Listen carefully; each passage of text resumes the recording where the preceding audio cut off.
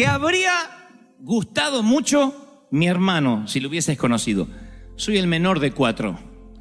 2 han fallecido. Queda el hermano mayor, Sergio, tiene 62 años, si no me equivoco, 62 o 63. Y yo que tengo 30, pero uno de ellos, amé siempre a mis hermanos, pero uno de ellos te habría encantado, porque siempre tenía un chiste a flor de labios, y era de esos parientes que Dios nos regala, esos familiares que Dios nos lo da para que las fiestas no empiecen hasta que ellos no llegan. Son esos que son el alma de la fiesta.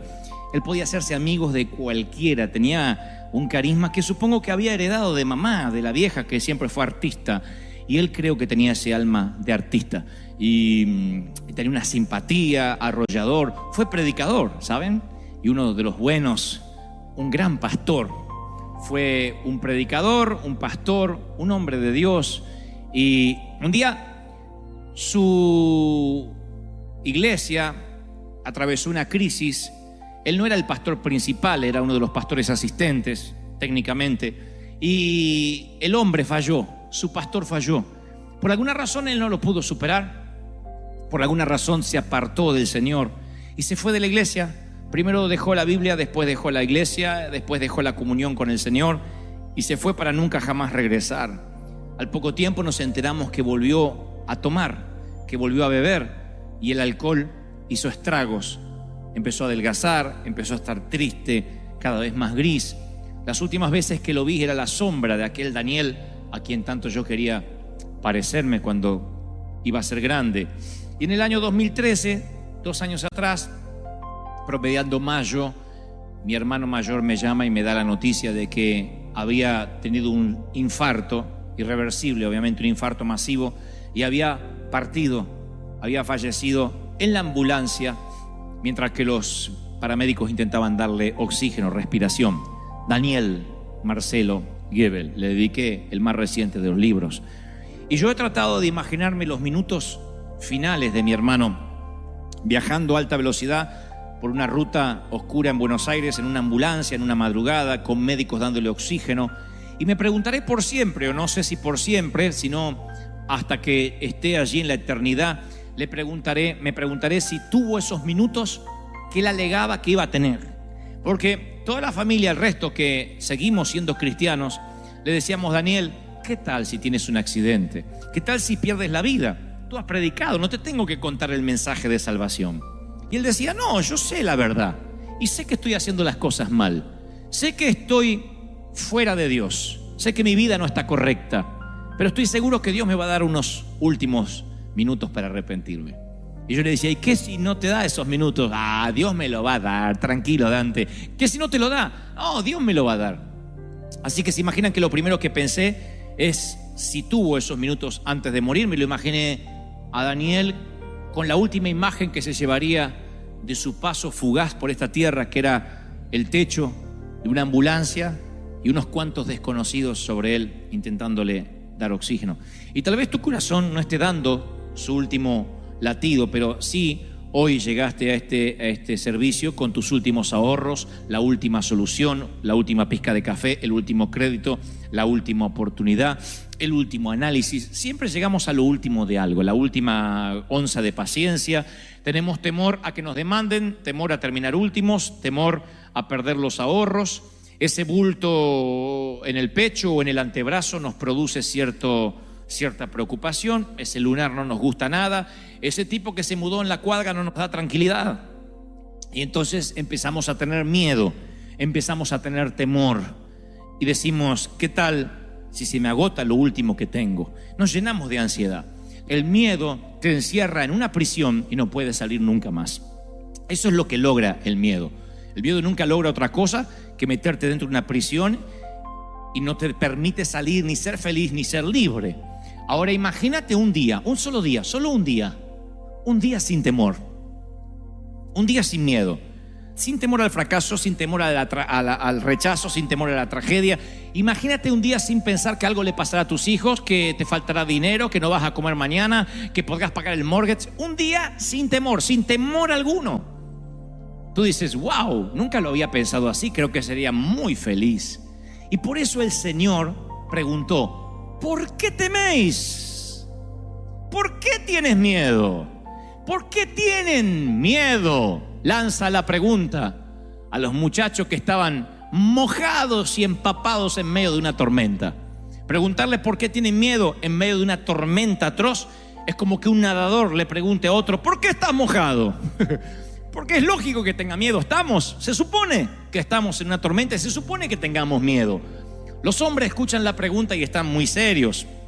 El crucero acaba de convertirse en una pesadilla aterradora. Y así es como uno de ellos recuerda el viaje. Dice, luego el maestro Jesús subió a la barca y lo siguieron los discípulos. De repente se levantó en el lago una tormenta tan fuerte que las olas inundaban la barca. Mateo 8:23. Escuchen este detalle, no se lo pierdan, por favor. De repente una gran tormenta se desató en el mar. No todas las tormentas vienen de repente. En la pradera los agricultores ven los cambios de nubes y dicen, me parece que va a llover. Los que saben de tormentas dicen, mi mamá decía, me está doliendo la cadera, va a llover. Nunca supe cómo se conectaba la cadera con el clima, pero no fallaba la vieja. Era un barómetro. Ella decía, me duele la cadera, va a llover. Nunca usamos servicio meteorológico. La gente venía a decirle, Nelly, ¿le duele la cadera? Sí, ¿para cuándo? Para mañana. Y se venía la tormenta. Sin embargo, dice el apóstol, no, que esta tormenta saltó como un león desde el césped, de golpe, agazapada. Y Pedro y Juan luchan, son pescadores. Y el oficio les hace hacer que traten de mantener la vela lo más abajo posible. Mateo es recaudador de impuestos. Mateo trabaja en el IRS. Sabe tanto de velas, barcos y tormentas como yo de japonés, mandarín e inglés. Así que Mateo, el único esfuerzo que hace es por no vomitar o vomitar lo menos posible. La Biblia no dice que haya vomitado. Y él hubiese preferido relatar la historia de la siguiente forma, decir, y Jesús subió a la barca y entonces un arco iris apareció y vieron una bandada de palomas en formación de cruz. Esa hubiese sido una historia poética del Señor. Sin embargo, dice, el Señor se sube a la barca y se levanta una tormenta tan fuerte que las olas inundaban la barca con el Señor arriba. Esto me enseña una lección, señores. Subirse a la barca con Cristo puede implicar que tengas que mojarte con Él. Y no aprender o no entender este principio o este concepto básico nos causará muchos dolores de cabeza. Yo provengo de una iglesia donde se nos enseñó que si tu vida empezaba a tener tormentas es porque te habías alejado del Señor. A saber, por ejemplo, entrabas a la iglesia, mi mamá entraba con el dolor de cadera, que lo único que hacía es hacer un bien en la comunidad porque estaba haciendo el servicio meteorológico para el barrio, y ella decía, me duele la cadera. El pastor decía, no está bien con el Señor. Algo debe estar haciendo mal, si no tendría por qué estar enferma. Y los seguidores de Jesús se enferman de malaria, entierran a sus hijos, luchan con adicciones, se enfrentan temores. No es la falta de tormenta lo que los distingue, sino que Jesús está en medio de esas tormentas. No es que no van a tener tormenta, porque cuando nos enteramos que un misionero fue ajusticiado, o que perdió uno de sus hijos, o que un cristiano tuvo un accidente, decimos, ay, ¿cómo Dios? Pero eso es lo que no entiendo de Dios, si servía al Señor. La Biblia no dice que estaremos exentos de tormentas, pero sí promete que nada nos puede pasar si Él está en la tormenta. Y ustedes dicen, pero ¿cómo no me puede pasar nada malo si les pasa cosas malas? Pero el Señor vuelve a decir, quiero que entiendas lo siguiente, a lo mejor la tormenta es espantosa, a lo mejor la nube se pone tan negra que dices voy a morir, pero nada va a salirse de mis manos ni de mis planes, porque yo estoy al control y yo soy el que invito. ¿Lo creen, sí o no? Ahora, dice Marcos agrega unos detalles muy curiosos. Dice, Jesús estaba en la popa, durmiendo sobre un cabezal. El cabezal no es un almohadón mullido, no es un cojincito. Es una bolsa de cuero llena de harina que se usa para estabilizar la barca, que lo suelen utilizar todavía los pescadores del Mediterráneo. Así que estaba con la cabeza durmiendo allí, y esa siesta preocupa a sus discípulos. Y le dicen, esto es lo que le dicen: Maestro, ¿no ves que perecemos? En otra versión dice, ¿no tienes cuidado de que nos morimos? Versión Dante habla hoy, ¿te importa un cuerno que nos vamos a ahogar? ¿No te importa? A mí me suena como esa reprimenda de algunas mujeres que dicen, ¿ves? Nunca cambias. Como si ellos tuviesen un background para decir eso. ¿Ves? El mismo sucio. ¿Ves? El mismo muerto de hambre. Es como que no te importa, como diciendo, ya es la tercera, cuarta vez que te enganchamos que no te importa. No tienes cuidado. Eso es lo que hace el temor. El temor lo que hace es sacar nuestros colmillos, porque el temor corroe nuestra confianza en la bondad de Dios, lo erosiona, nos va drenando nuestra confianza en la bondad de Dios. Nos llenamos de miedo y perdemos el control. Y perder el control es lo que más miedo nos da, cuando no tenemos el control de las cosas. Mamá, además de ser madre, esposa, hija y abuela, era controladora de la vida de todo el mundo. Ella podía controlar todo lo que había en su universo, que era el techo de la casa donde yo vivía, estaba bajo su control. Lo que se iba a comer, el calzón no se cambiaba si mamá no lo disponía. Ahí no se bañaba cuando alguien quería bañarse si mamá no daba la orden. Y papá entendió eso desde que se casó con mamá. Por eso papá acuñó la frase, no sé, pregúntale a tu madre. Esa era la frase. Papá se declaró incompetente en la causa desde que se casó con la vieja. Dijo, la vieja decide, yo apruebo o desapruebo. Igual no importaba lo que dijera el viejo, porque la vieja era la última palabra. Había hablado Fidel Castro en Cuba cuando mamá hablaba. Esa era mamá. Una persona así puede manejar un automóvil, un submarino nuclear y pilotear un avión, un cazabombardero, pero nunca tenerla de copiloto, porque te enferma, aunque seas un monje tibetano. Te enferma. Mamá mantenía una charla conmigo, con mi hermano, y le decía, cuidado viejo, dobla viejo, poné la luz de giro, el clic, la baliza, por favor, cuidado, stop, frena, está frenando el de allá, date vuelta, dobla, para acá no. Mi papá nunca necesitó un GPS, mamá le decía, dobla derecha, a la izquierda, 3 cuadras, me duele la cadera, va a llover, todo. Mamá era una controladora, una enferma del control. Entonces papá ya se había acostumbrado, que ella manejaba y hacía todo y doblaba cadera, ella hablaba y hablaba, todo, quería controlar todo. Un día le manoteó el volante al viejo. La única vez que vi a mi papá enojado. Le agarró el volante y dijo, acá, no me toques el volante. Ni a mí me defendió así mi papá en la vida cuando le tocaron el volante. Hasta ahí llegó la vieja, porque la mamá sabía que mucho no podía tampoco estirar el elástico. Hasta ahí llegó, dijo, epa, nunca más le tocó el volante, pero igual, por telepatía se lo manejaba así a la vieja. Y él doblaba. Mamá nunca hubiese podido subir un avión, porque en el avión, aunque es el medio de transporte más seguro, no tenemos control de nada. Nos quedamos allí, nos ajustamos el cinturón, no hay control de nada. Vas así, y uno no puede ver el piloto. Mamá lo que hubiese hecho. Mi mamá, miren, yo creo que ni Al Qaeda hubiese logrado lo que logró si mamá estaba en ese avión. Mamá hubiese tenido el control de todo. Cuando perdemos el control nos llenamos de temor. Perdemos el control de la salud, perdemos el control de las finanzas. Mientras tengamos un poquito de control, la fe no es tal. La gente dice, no, yo sé que Dios me va a sanar. Aparte me dijo el médico que con este medicamento, con esta quimio me voy a sanar. Yo sé que Dios está conmigo, porque aparte me lo dijo el contador, que no todo está perdido, que puede arreglar todavía los papeles. Mientras que haya una esperanza de que todavía tengo el control, no tenemos temor. Pero llega un momento en que llega la carta del banco y te dice que estás fuera, que eres historia, 5 días para desalojar. o el diagnóstico, no podemos hacer nada. Vaya a casa y pase los últimos días con su familia. O el día que nos enteramos de que el amor se fumó, o el día que nos enteramos que finalmente lo que temíamos ocurrió y no hay esperanza.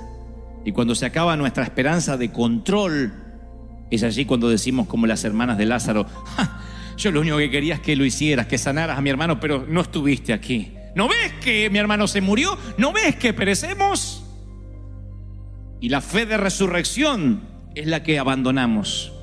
Pensamos que el Señor, hasta Dios tiene un límite. Hasta Dios puede hacer milagros, pero bueno, no tan al límite. Y yo recuerdo de mi mamá todas las frases que ella tenía, una detrás de la otra, muchos clichés, muchas frases. Y Jesús le declaró la guerra al temor, al punto tal que él mencionó 125 oraciones en modo imperativo, de las cuales 80 tienen que ver con no temas, no tengas temor, no te inquietes. Y en toda la Biblia, desde Génesis hasta Apocalipsis, la palabra no temas figura, adivinen, 365 veces. Podría figurar 364 veces y estaría bien, o ¿qué tal 366? Pero solamente aparece no temas, y es la única frase que se repite 365 veces. Eso tiene que tener una explicación, y la primera que se me ocurre es la que se te está ocurriendo a ti también. Hay un no temas para cada día del año, desde el 1 de enero hasta el 31 de diciembre. No temas, no temas, no temas. Alguien necesita oírlo: no tengas miedo. No teman, ustedes valen más que muchos pajaritos, le dice el Señor a un grupo de gente. No teman por lo que habréis de vestir o de comer. Menciona en otro mensaje, y como si no tuviera otro tema, más adelante dice: no temas, cree solamente. Tened ánimo, soy yo, no temáis. Menciona caminando mientras que se parece un fantasma sobre el agua. No temáis a los que matan el cuerpo. Preocupaos si pudieran quitarte el alma, pero no temas por el cuerpo. Le dice a su grupo íntimo: no temas, manada pequeña, a un anillo más grande, ya es un círculo un poquito más grande, porque vuestro Padre os ha placido daros el reino. No se turbe vuestro corazón, ni tenga miedo, le dice un padre desesperado. Luego hay una gran multitud y dice: y oiréis de guerra y de rumores de guerra, mas ustedes no teman, no tengan miedo. Va a ser un milagro. Jesús se le acerca, lo toca y le dije: levantaos. Y los leprosos, que nadie los tocaba, dice: ¡hey! No teman. Cuando el Señor ascendió a los cielos, si pudieras haber hablado con cualquiera de los discípulos, le preguntarías: ¿qué frase repetía una y otra vez? No será levántate, ni serás poderoso, ni los ungiré. Es: no tengas miedo. ¿Por qué tienen miedo? Hombres de poca fe. Yo estoy en la barca, estoy en tu vida, me veas o no me veas. Y si cuando a la altura de los ojos me tratas de buscar y no estoy, búscame entre los cabezales, quizás esté echando una siesta. Si no estoy en estribor, estaré en la proa, a babor, en algún lado en el barco, pero no me bajo del barco si tú estás arriba. Y más, si yo te invité a navegar, yo no me bajo del barco. No tengas temor.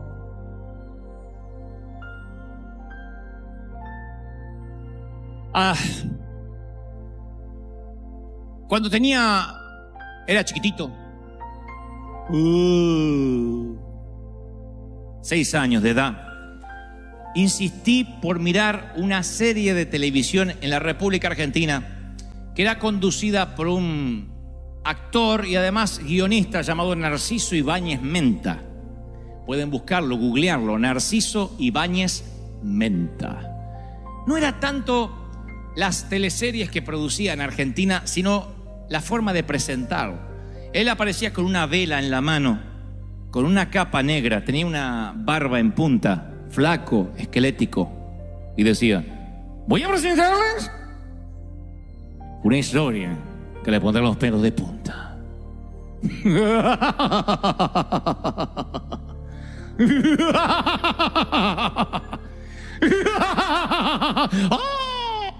Yo me hacía encima, nunca fui estreñido de vientre por esa serie, por esa. me orinaba en los pantalones. Lo que vamos a ver ahora es el regreso. Así hablaba, el regreso del monstruo. Hubo una remake de ese regreso del monstruo llamado El Pulpo Negro, que se trataba de un asesino serial que mataba gente, le dejaba como marca personal un pulpo negro encima del cadáver. Así que un día le dije, papá, ¿puedo ver el pulpo negro? Ni loco. Por favor, déjame ver el pulpo negro. Bueno, mírelo y ya está. Papá, eras muy fácil para convencer. Después de decir 2 o 3 veces, pregúntele a su madre, mamá estaba durmiendo, me dejó ver el pulpo negro. Desde ese día se me abrió un portal a un mundo desconocido. ¡Ay, qué pánico, qué miedo! Terminó el pulpo negro y toda mi casa estaba llena de pulpos negros. Pero eso no fue lo peor, sino la siguiente noche y la siguiente y las subsiguientes y las que vendrían. Porque yo en aquel entonces tomaba leche de noche, un vasito de leche. Y a veces me olvidaba de tomar la leche y tenía que ir hasta la sala, hasta la cocina, abrir la nevera para la leche. Pero yo estaba seguro que el pulpo negro habitaba entre la habitación y la nevera. Así que pasaba por la habitación de papá y decía, pa, quiero leche. Agarre de la nevera. No, está el pulpo negro. Mi papá se armaba de valor sobrehumano. Ese hombre me escoltaba a través del valle de sombra y de muerte. Y en pijama, Porque uno dice, si tengo que enfrentar a un delincuente me arreglo un poco. Él no, en pijama. En pijama iba así y sin miedo al pulpo negro. Abría la nevera, me servía el vasito de leche, esperaba que lo tomara y decía, a la habitación. Primero que me sorprendía de papá, ¿cómo podía dormir cuando había un pulpo en la casa? ¿No ves que morimos? ¿No te importa que nos hundimos? Oh, entendía a los discípulos. Dormía como un condenado mientras que el pulpo merodeaba a los niños de ese vecindario. Y lo segundo, cuando él se levantaba y me daba el vaso de leche, casi sin encender la luz de la nevera era el único testigo de lo que ocurría. Yo miraba a mi papá y decía, ¿de qué está hecho este hombre? ¡Qué valor sobrehumano! ¿Quién es este hombre que aún el pulpo negro le obedece? Y tomaba mi leche. Los discípulos le dijeron, Señor, ¿no ves que morimos? Y él se levanta, aquíétate, mar, y detiene los vientos.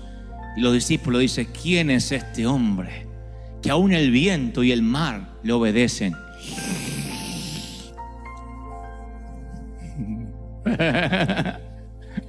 ¿Entendieron?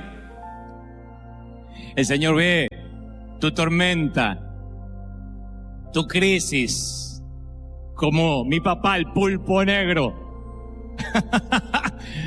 No tienes que tener temor. Él se levantó, reprendió los vientos y al mar y le dijo, aquíétense. Y ellos dijeron, wow, ¿de qué está hecho este hombre? Mis queridos, ese Dios que transformó una tormenta en una cálida tarde primaveral, estoy seguro que le dio una oportunidad a él, Daniel, a nuestro Daniel, a mi hermano. Yo estoy seguro que él lo último que vio fue el techo de la ambulancia, pero lo próximo que vio inmediatamente fue el brazo del Señor rescatándolo. ¿Por qué lo sé? Porque no importa cuánto dure una tormenta, si el Señor está allí. Y mi propio hermano decía, yo sé en lo que he creído. Sé que estoy haciendo las cosas mal, pero sé la verdad. Mi otro hermano mayor, Sergio, me llama hace unos meses atrás y me dice, Dante, yo no soy místico, no soy de tener sueños, pero soñé a Daniel, o lo vi, lo visioné. Dijo, entró por la puerta de casa y no estaba flaco como cuando murió. Estaba como cuando tenía 20 y tantos años, con esos dientes blancos todavía. Y estaba vestido de blanco al tono, con un sombrero de capitán, como quien se va a navegar en un plácido velero en el mar Caribe. Entró y me dijo: Sergio, dile a todos que llegué y los espero. Y luego se dio vuelta, dice, y vi su espalda grandota, porque yo siempre lo veía flaquito a lo último, y él estaba con su espalda así, derechito, como un capitán, derechito así. Se fue Daniel, tal como yo lo admiraba, como ese gigante que era cuando yo era chiquito. Y cuando me lo contó mi hermano, me conmoví hasta lo más profundo de mi ser, porque le pregunté: Sergio, ¿y se estaba riendo? Oh, sí, Daniel siempre se ríe. No en los últimos años. No, pero sí estaba riendo con ese humor de siempre. Me dijo: estoy bien, los estoy esperando. Por eso estoy seguro que aunque Daniel vivió los últimos años en una tormenta, conociendo a Jesús, conociendo al capitán de los capitanes, estoy seguro que no se hundió. Estoy seguro que en el último minuto, ahí en la ambulancia, le dijo: ¿por qué tienes miedo, Daniel? No tengas temor. Y se fue a casa y me está esperando. Estoy seguro que eso ocurrió, y es mi oración que eso ocurra contigo. Que no te hundas, que no naufragues, aunque la tormenta se haya extendido por años, aunque la metástasis avance, aunque el cáncer esté allí, no te vas a hundir. Te doy mi palabra de honor que en el último minuto el capitán se despierta y te dice: no tengas miedo, Daniel, no tengas miedo, no tengas temor. Lo que yo pagué con precio de sangre me salió tan caro que no me lo arrebata nadie de mi mano. No tengas miedo.